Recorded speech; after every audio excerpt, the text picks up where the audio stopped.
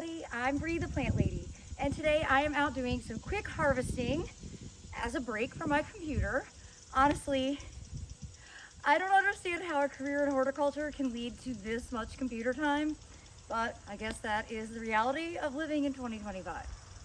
Anyhow, I wanted to give you an update on the Seminole pumpkin and Cushaw squash that I planted in late June from seed that I'm using essentially as ground covers in various areas of the foodscape. It is all starting to fruit, and I wanted to give you a tip on how I like to harvest mine when it's super immature to be able to cook it just like a zucchini. So let me give you an up-close view so that you can see the different stages of these fruits so that you can take full advantage of everything that you've got growing. So let's start with Seminole pumpkin, which is this. It's got this beautiful, large, silver mottled leaf that is not powdery mildew, and it is squash vine borer resistant. Both of these, Cushaw and Seminole, are squash vine borer resistant, which is why I recommend them. Seminole is actually native to Central Florida. Cushaw, what I believe, is actually native to Central and Eastern North Carolina. Both really well suited for southern growers, unlike traditional squash and zucchini. Now they flower just like a squash, as you can see. And yes, you can harvest those and, make like squash blossoms. I don't, because I like to harvest the fruit. And then I wanted to show you the Seminole pumpkin is round like a pumpkin. Okay, so you see, here's a nice kind of relatively immature one. Actually, this is sort of the perfect size for harvesting to be able to treat just like a zucchini. You see, it breaks right off. You don't even need pruners. And this is nice and tender. I'm gonna be able to just cut this with a normal kitchen knife, and I'm gonna turn this into ratatouille because 'tis the season for endless ratatouille in my kitchen. And no, I'm not being facetious. I just harvested all of these eggplants. I've got more eggplants next door. I basically have the start to everything you need for ratatouille, which is why I make it at least once a week at this time of year.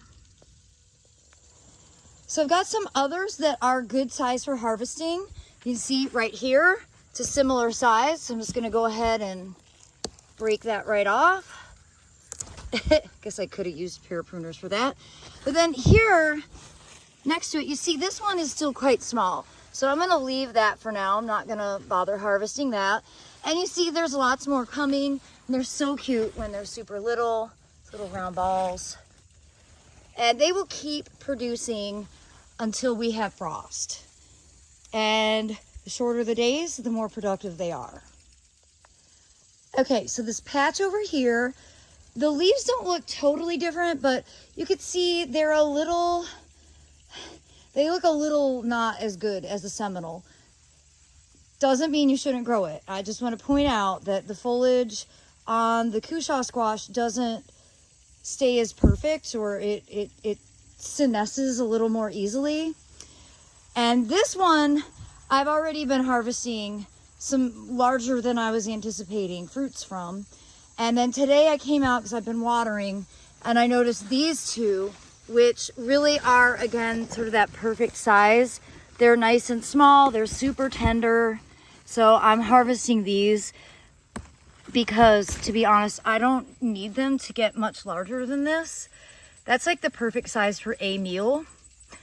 You let them get much bigger and you're going to be eating leftovers of squash for like all week long. And I'm not sure that that's actually what everybody wants to do. So you can see I have used Seminole pumpkin and Cushaw squash in a lot of different parts of the garden.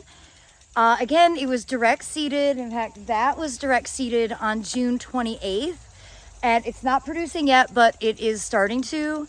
And here behind me, I carry my harvest basket, you can see this is really starting to take off since the sycamore got pollarded 2 weeks ago. This is getting full sun now, and well, the vines are really starting to take off, which is precisely what I was aiming for. I also planted it in this bed here. I'm gonna dance in the sprinkler. So we're very dry. Gosh, I hope we get some rain. But you can see that it's really starting to sort of take over this bed and climb all over. And that's exactly what it's meant to do. Take up space. It has a really dynamic texture and, well, you get to harvest from it. So a few critical things about growing Seminole pumpkin and Cushaw squash. Remember that they want full sun.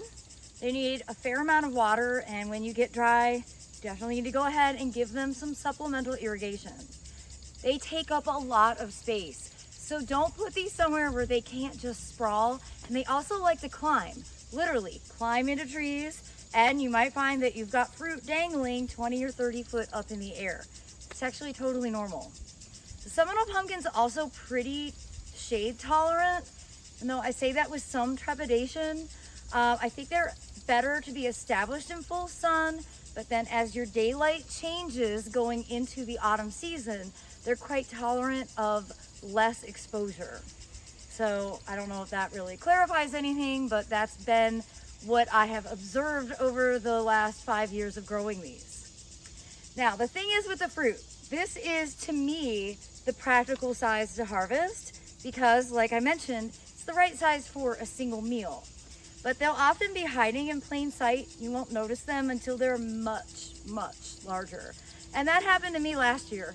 I actually ended up with fruits that were over 50 pounds. They had a really thick skin. Actually had to use my Velcro saw to cut them open because kitchen knives weren't gonna do it. And those are suitable for being used more like for pumpkin pie, where you roast the inside and then like mix it with sugar and cream. Of course, I don't get to eat sugar or cream or pies of any sort, so I don't really find that that's very practical for my diet, just because I'm allergic to all of those things from having this tick-borne illness, alpha-gal. So I'm on a mission this year to not waste my harvest and actually get out every day and harvest them when they're small and take full advantage of them in my daily, everyday eating.